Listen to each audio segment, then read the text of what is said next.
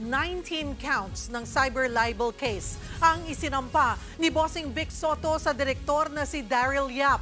Wala pang legal na sagot si Yap pero idinadaan niya sa social media ang kanyang buwelta. Nasa frontline ng balitang yan, si MJ Marfori.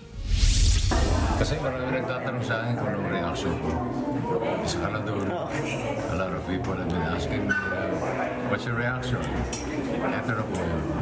Bossing fires back. Pasado 10:00 kaninang umaga. Dumating sa Muntinlupa Regional Trial Court si Bossing Vic Soto. Kasama ang may bahay niya na si Pauline Luna. Siya lang ang mood ni Bossing. Pero Bossing means business.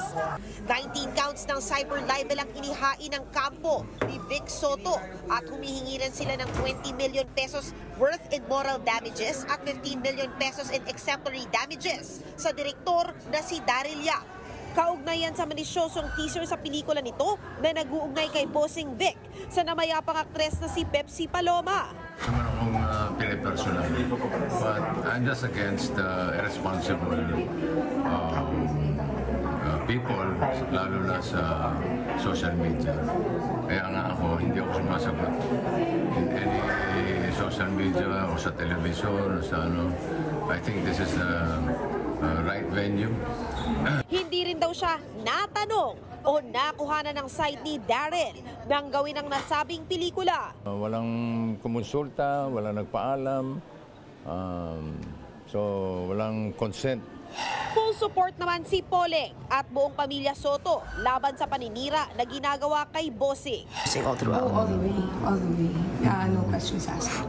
Bago ang paghahain kanina ng demanda, may writ of habeas data nang isinampa ang kampo ni Bossing at iginrant ng korte para ipatigil ang pagpapakalat ng teaser online. Sa ilalim nito, damay sa asunto mga netizen o online creator na nag-reshare ng teaser o nagpo-promote nito. Ititigil po muna lahat ng mga postings, etc. In the meantime, pinapasagot siya dun sa aming reklamo. Kasunod nito, may post agad tungkol dito si Direk Daryl. Aniya, malaya ang kahit sino na magsampa ng reklamo. Wala raw may monopolyo sa katarungan, lalo na sa katotohanan. Pero buwelta dyan ang kampo ni Bossing. Malaya tayong magpahayag, malaya tayong gumawa ng pelikula. Ang exemption lang, huwag kang gagawa ng libelous. Ilang oras lang matapos ang post na yan, bumuelta rin si Direk Daryl kay Attorney Buko. Giit ng direktor, hindi raw ang kliyente ni Attorney Buko ang tinutukoy sa teaser ng kanyang pelikula.